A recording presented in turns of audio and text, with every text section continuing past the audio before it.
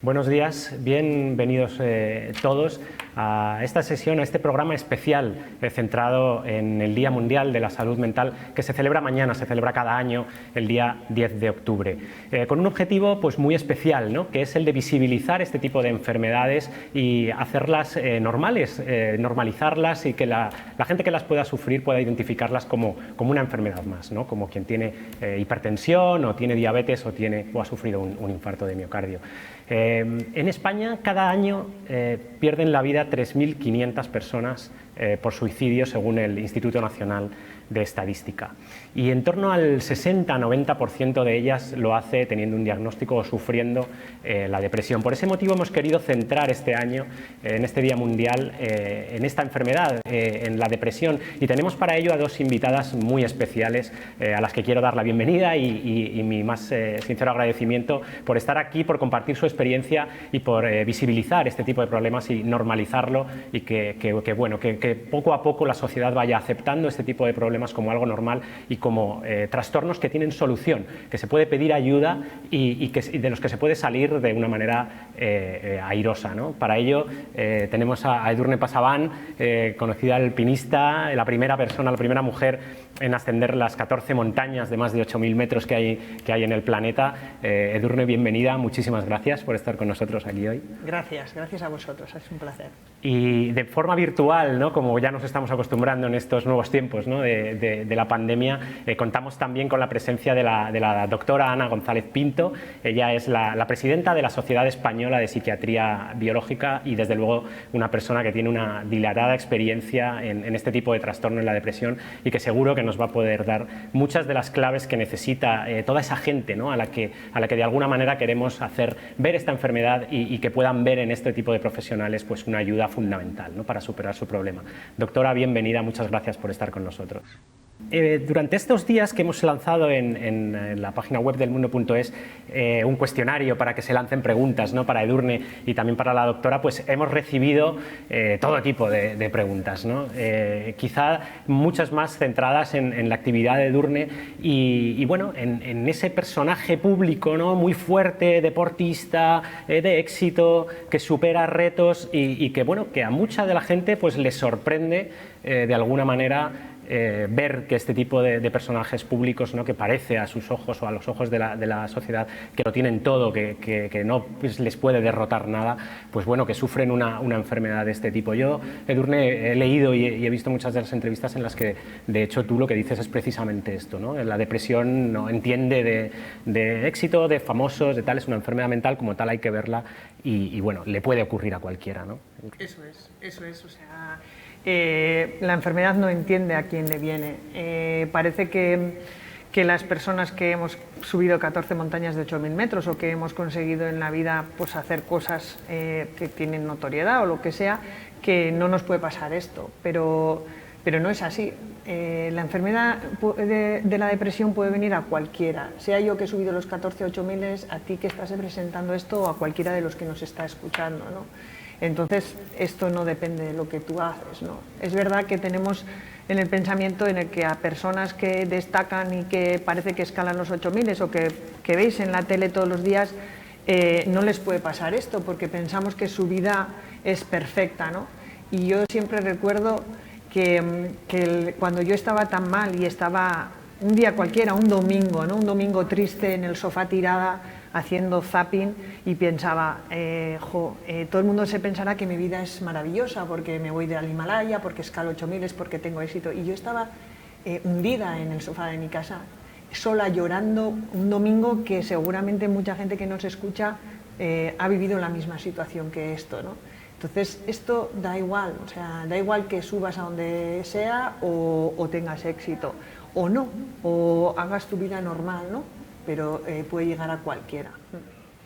Yo creo que esto es muy importante, ¿no, doctora? Visibilizar la depresión como algo que puede ocurrirle a cualquiera y de la importancia que tiene dar ese paso, de como reconocer que tienes ese problema o que lo reconozca tu entorno y pedir ayuda, ¿no? Totalmente cierto, o sea, creo que lo más importante, el reto más importante que tenemos en este momento es visibilizar que la depresión es una enfermedad el beneficio o la suerte que tenemos de tener con nosotros a Edurne Pasaban hablando de su experiencia es que es enorme, porque muchas personas que a lo mejor no se atreven a pedir ayuda, pues es una forma de reconocer que es algo que le puede ocurrir a cualquiera y que efectivamente hay tratamientos adecuados para esta enfermedad. Vamos a enganchar justo con una de las preguntas que nos llegaba de los lectores del mundo.es, que iba precisamente en esa dirección, ¿no? Te preguntaba, ¿hay alguna voz de alarma que sea fácil de identificar para ver cuando un adolescente puede tener un problema de depresión? ¿Cuál sería el primer paso cuando se sospecha que alguien puede estar sufriendo este problema, ¿no? Parece que lo centran en adolescentes, no sé si este caso también es muy común de madres, padres, familiares que de alguna manera están preocupados, ¿no? Sí, la verdad es que los adolescentes también se deprimen y además es difícil reconocer la depresión en un adolescente muchas veces porque al ser un momento de tanto cambio, tanto corporal como mental, ¿no? Y social, pues no es fácil la detección. Ahora yo creo que cualquier cambio importante en el rendimiento escolar, cambio en el comportamiento, por ejemplo, aislarse, no querer salir, son señales de alarma. No necesariamente significa que haya una depresión, pero conviene hablar con esos chicos y ver qué es lo que ocurre en esa situación. En tu caso, Edurne, ¿cómo fue? ¿Cómo lo identificaste o fue tu entorno? No sé, cuéntanos tu experiencia. Es un poco lo que dice la doctora, ¿no? Al final hay un cambio de actitud de la persona, ¿no? No tienes ganas de salir, no tienes ganas de enfrentarte a la vida, estás más a gusto en tu casa tirada en el sofá o en la cama, sobre todo al principio, ¿no? Y bueno, hay otra gente que a veces pues el cuerpo también da muchos avisos bueno, no tienes hambre o empiezas a tener una lesión en el cuerpo, en mi caso, o lo que sea, ¿no? Y es verdad que ese punto de identificarlo, mis padres no lo identificaban como una enfermedad mental ni como la depresión, pensaban que su hija estaba triste. Y ya está, ¿no? Y ahí está, ¿no? Dónde está el límite de decir está triste o tiene una depresión. Pero obviamente que si una persona está triste y tú la ves que su actitud no es la misma que hace un mes o que realmente no quiere hacer ciertas cosas que para ella eran importantes, como en mi caso entrenar o ir a escalar, pues algo está pasando. Y ese es el momento que no tenemos que esperar, yo pienso, a decir, esto se va a hacer más grande. Este es el momento en el que ya desde ese momento, aunque tú veas que está triste, le pasa algo y por lo menos hablar y, ¿por qué no? Pues aunque sea llevarle a que hable con alguna persona que sabe de esto, pero que no tengamos miedo de dar ese primer paso porque ese primer paso es importante. Y ese primer paso, doctora, quizás sea acudir a tu centro de salud, a tu médico de atención primaria, o es ir a un psicólogo, es directamente ir a psiquiatría, no sé, ¿qué clase de tips le podemos dar a gente que está en este caso como para dar ese primer paso de ayuda? Porque muchas veces entiendo que la gente no sabe ni siquiera a dónde acudir, ¿no? Bueno, en principio dentro de lo que es la sanidad pública, el recorrido adecuado sería ir al médico de atención primaria, al médico de cabecera que está preparado para la atención de estos casos, ¿eh?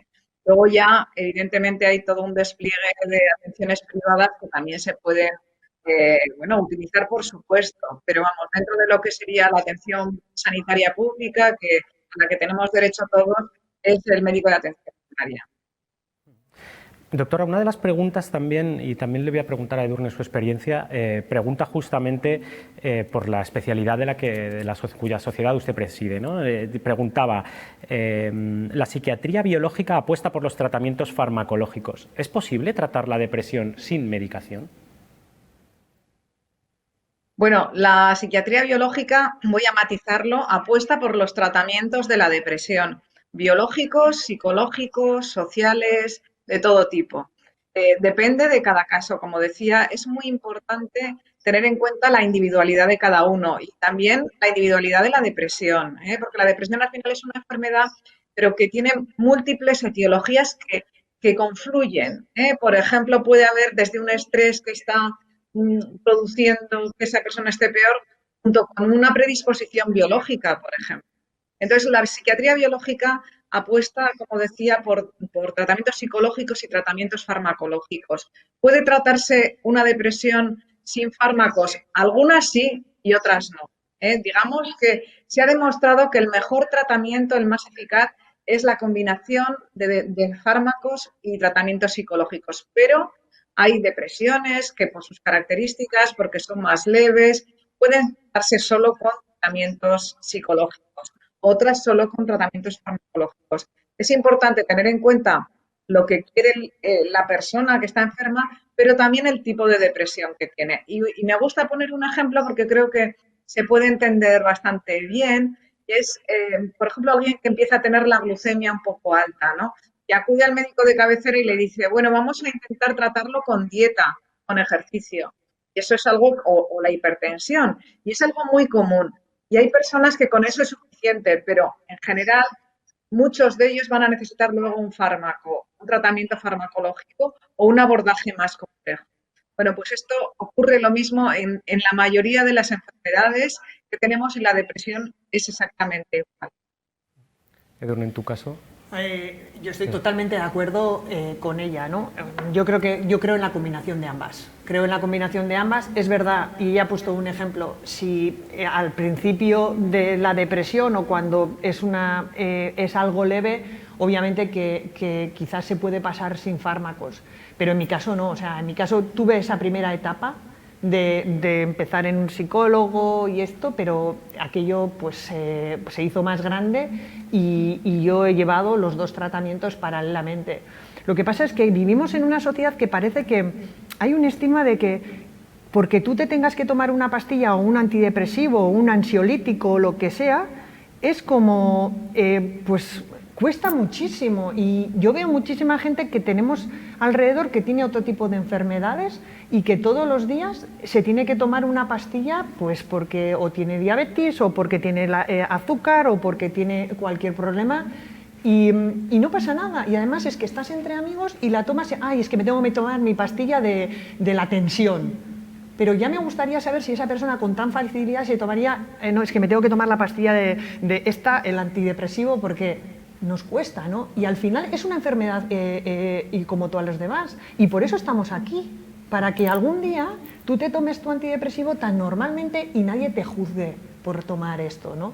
Y obviamente que la ayuda paralelamente también, porque conozco muchísimos jóvenes y cada vez me viene más gente, y es ver como la gente se acerca, que está en tratamiento, pero también necesita que alguien les escuche, que alguien entienda por lo que está pasando.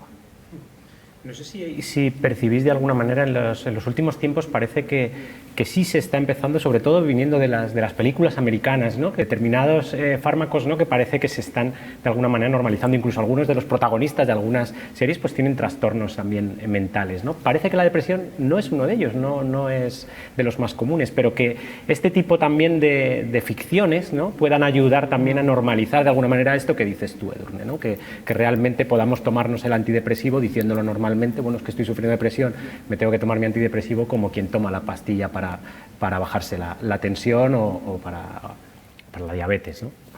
Obviamente, total, yo creo que sí, o sea, la doctora me imagino que pensará igual en todo cuanto lo normalicemos y en nuestra sociedad, pues al final lo veamos como más normal y nos llegue de diferentes sitios, pues conseguiremos.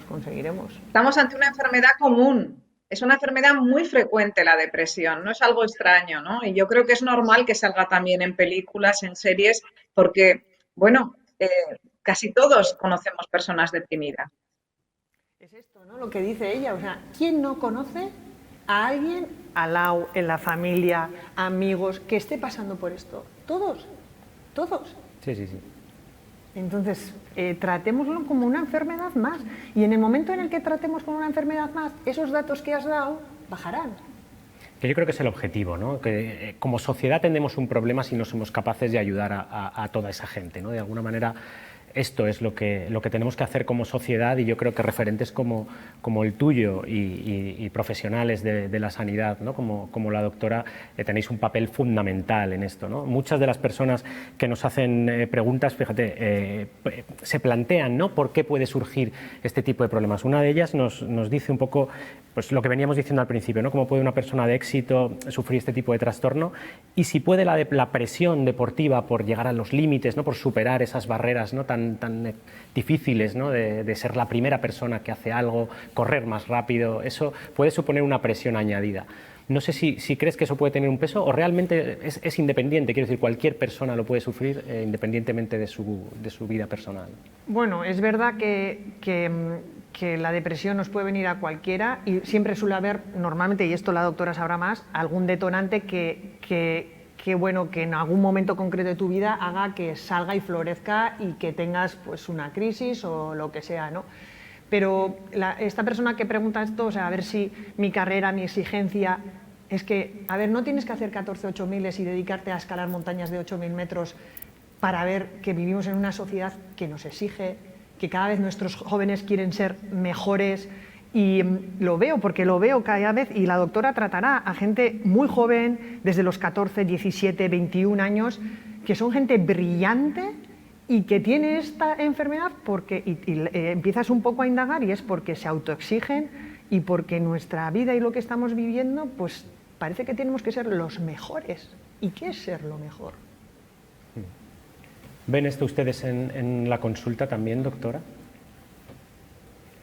Bueno, sí, realmente, como decía, detrás de una depresión hay muchos factores que están interactuando. Desde luego, la presión externa es importante. Vivimos en una sociedad, además, donde no solo es que haya un alto nivel de exigencia, sino que también tendemos a estar un poco aislados, ¿no? Parece que nos comunicamos mucho con este mundo virtual, pero luego las relaciones, la verdad es que se han empobrecido. Sobre todo hay investigaciones que comparan lo que es el mundo rural con el mundo urbano, y el mundo urbano es más frío, es más difícil conectar con otros cuando necesitas ayuda. Y por tanto, bueno, pues cuando tienes un problema a lo mejor no puedes buscar remedio. Luego hay otros componentes que son componentes biológicos y que tampoco podemos negar. Por ejemplo, hay una situación que yo creo que casi todo el mundo conoce, que es lo que se llama la depresión posparto. Es muy frecuente que las mujeres, aproximadamente el 10% de las mujeres tienen una depresión posparto, porque hay una serie de confluencias hormonales y también externas, porque hay que cuidar a un niño, porque es muy exigente, tienes que estar cada 2 horas, cada 3 horas alimentándole, prácticamente no te puedes ocupar de ti misma, y esa situación tiene también un componente biológico que no podemos negar. Y luego también hay personas que en su familia hay más tendencia a la depresión, lo mismo que en otras hay más tendencia a tener hipertensión. O sea que todo eso, ¿no?, lo externo, la exigencia, la personalidad de cada uno, hay muchos factores que están influyendo. Y por eso también los últimos consensos que hemos leído de depresión dicen que es fundamental tener en cuenta en cada persona las circunstancias que están confluyendo para tener ese cuadro depresivo y poder abordarlo así de distintas formas. Hay una pregunta que me ha llamado muchísimo la atención, porque yo desconocía que podía suceder esto, pero hay una persona que pregunta, ella cuenta su caso personal, tiene una depresión, y dice: cuando todos te dicen que no tienes motivo, que eres una quejica y que solo quieres desaparecer, ¿cómo luchas contra eso? Es la presión social, ¿no?, la falta de reconocimiento y de aceptación por parte de los demás. A mí me sorprende mucho esto, pero no sé si es más común de lo que yo estoy imaginando. Yo creo que esto tiene mucho que ver con lo que es el estigma de la depresión, ¿no? O sea, si realmente, pues con programas como este y con testimonios como el de Edurne, ¿no?, se normaliza la depresión, nadie va a decirle a una persona que está deprimida que qué quejica es. Es que, ¿cómo se puede decir eso a alguien que está sufriendo? Si lo que hay que hacer es decirle: estoy aquí para apoyarte en lo que pueda, y a lo mejor no sé qué hacer, pero que sepas que estoy aquí. Yo creo que eso es un poco lo que necesita. No sé qué piensa Edurne, porque ella es la que ha sufrido este tipo de situaciones, y yo creo que nos puede contar su experiencia y va a ser mucho más ilustrativo que lo que pueda decir yo en este momento. Es lo que dice la doctora. Cuando tú estás mal y cuando estás deprimido y tienes esto, todo el mundo, imagínate a una persona como yo, ¿no? Que tenía éxito teóricamente, porque el éxito, a ver, ¿qué es el éxito?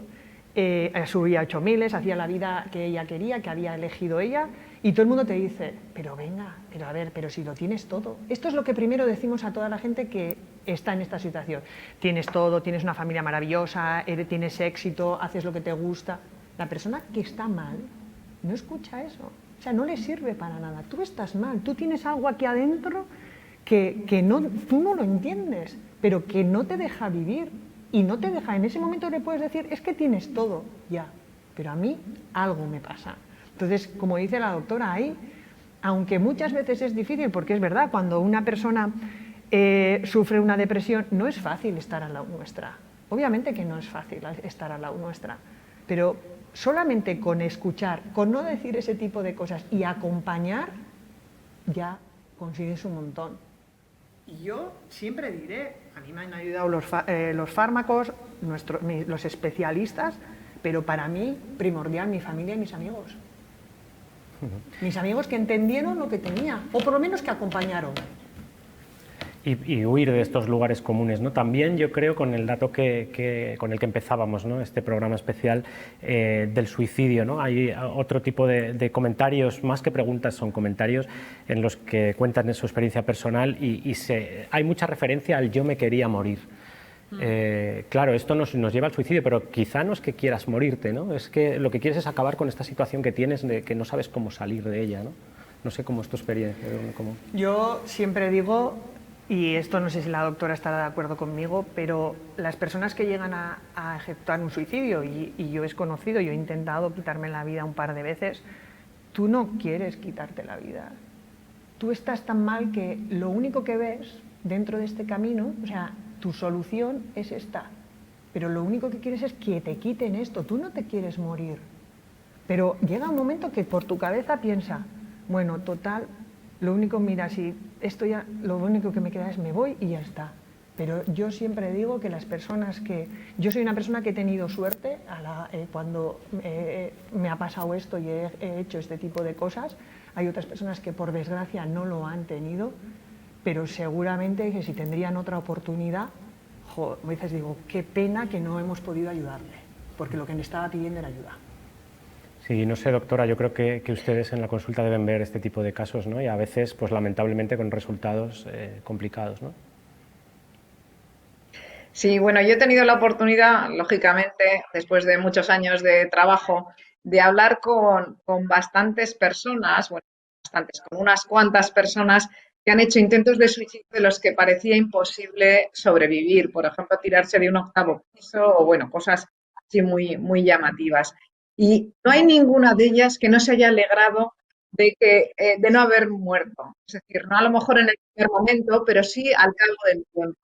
Cuando han visto que han conseguido un tratamiento que les ha permitido dejar de sufrir. Es decir, lo que quiere la persona no es morirse, sino dejar de sufrir. Tienen un sentimiento de sufrimiento tan intenso que lo que necesitan es un alivio. Y eso es lo que nosotros queremos proporcionar a estas personas, ese alivio. Y yo creo que para eso no podemos estar solos los médicos, necesitamos a la sociedad, porque al ser trastornos tan estigmatizados, solo si eso desaparece, vamos a poder conseguir que esas personas dejen de sufrir. Es decir, el sufrimiento viene de la enfermedad, pero también el sufrimiento viene del desconocimiento. Y dar conocimiento va a ser una gran ayuda.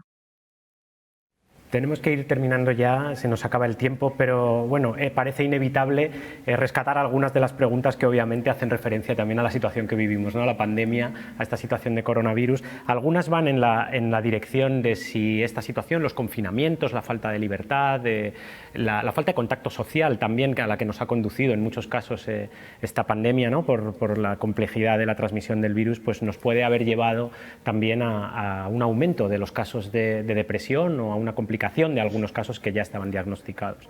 Y otra, de alguna manera más divertida, preguntan por si podrían tener efectos a largo plazo las mascarillas obligatorias, tanto a nivel patológico físico como psíquica o psicológicamente, ¿no?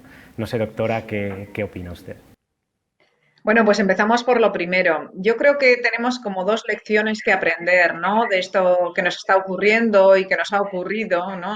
Con una gran intensidad, algo que desconocíamos. Por un lado, hemos aprendido que la sociedad es o somos muy resilientes, es decir, tenemos una gran fuerza porque hemos sido capaces de sobrevivir a este problema, ¿no? Pero también es cierto que había personas que estaban enfermas o que tenían cuadros depresivos y que a lo mejor no han podido pues ser atendidos de la misma forma, evidentemente, que antes, o incluso, bueno, pues personas que sufren las secuelas, como comentabas, de no haber podido ver a sus familiares, despedirse de ellos, personas profesionales que han sufrido un enorme estrés.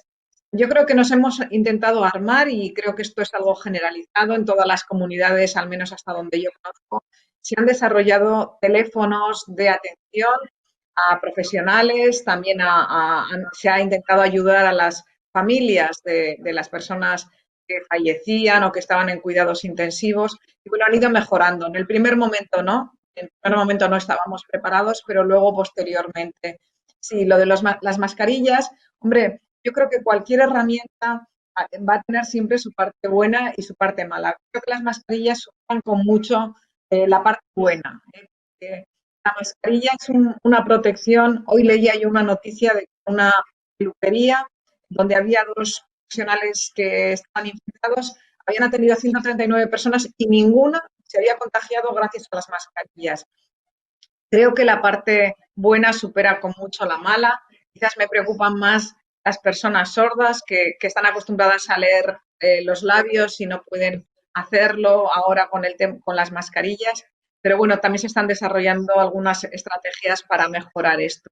Yo creo que en conjunto las mascarillas han sido buenas, aunque evidentemente lo ideal será que desaparezca el coronavirus o que sea una cirugía que no nos produzca tanto daño como ha producido hasta ahora. Yo creo que teníamos, yo no me resisto a terminar con una última pregunta que yo creo que es fundamental, ¿no? ¿La depresión es una enfermedad que se acaba? ¿Lo has sufrido y cuando la superas ya digamos que lo ves como en el pasado? ¿O es como quien tiene una adicción tabáquica, ¿no? Que siempre tiene el riesgo de volver a recaer y existe esta recaída? Hombre, yo creo que la doctora dirá mejor, pero hay casos diferentes, casos quizás más críticos y otros más leves. Pero yo, como mi experiencia, a ver, yo he pasado la depresión en un momento dado concreto de mi vida, luego ha habido bajones. ¿Y qué ocurre una persona que ha pasado una depresión? Pues que ya sabemos lo que es. O sea, ya sabemos lo que es y yo no descarto que nuevamente en mi vida pueda haber un periodo de estos. Pero ahora sí que sé una cosa, yo tengo mucho más conocimiento de lo que es la enfermedad. Y yo ahora siempre digo, en el momento en el que si mi semáforo se pone en naranja, yo ya tengo que tomar y ya sé qué tipo de ayudas tengo que pedir. Entonces, no, yo no estoy libre de que otra vez pueda pasar un momento difícil en mi vida y que vuelva a recaer, pero sí que tengo una gran ventaja, que yo conozco cómo es la enfermedad y que la detectaré y que en el momento en el que mi semáforo se ponga en naranja, pediré ayuda, porque ahí está la clave, en pedir ayuda y sin vergüenza. Sí, yo creo que Edurne lo ha dicho perfectamente. Lo más importante es abordar el tratamiento de la depresión al principio, rápido, en el primer episodio, y que esa persona tenga posteriormente herramientas para que esto pueda controlarlo si le vuelve a ocurrir y también prevenirlo. Yo suelo decir a los pacientes que algo tienen que cambiar en su vida, ¿no? Una vez que han tenido una depresión para cuidarse. Pero eso es como con cualquier otra enfermedad. Hay que tener herramientas en la vida para poder vivir mejor en el futuro. Pero no hay que estar angustiado pensando que va uno a deprimir inmediatamente o que a los 6 meses va a recaer.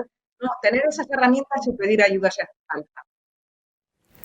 Tenemos que dejarlo aquí, nos quedamos sin tiempo desgraciadamente porque está siendo apasionante y porque estoy convencido de que ambos relatos, ¿no? el tuyo personal, Edurne, y la experiencia profesional de la doctora van a ayudar a mucha gente a dar ese paso pronto, a atajar el problema cuanto antes y espero que en el futuro, como bien decías, Edurne, pues a reducir esa triste cifra, ¿no? que nos arroja el Instituto Nacional de Estadística de suicidios ligados a la depresión cuando es una enfermedad tratable, ¿no? Cuando es una enfermedad sobre la que se puede pedir ayuda, sobre la que se puede actuar y sobre lo que hay un montón de personas que dan su relato y un montón de profesionales fantásticos en la sanidad española que son capaces de ayudar a esta gente y de evitar las peores consecuencias y que puedan continuar con su vida de una forma normal.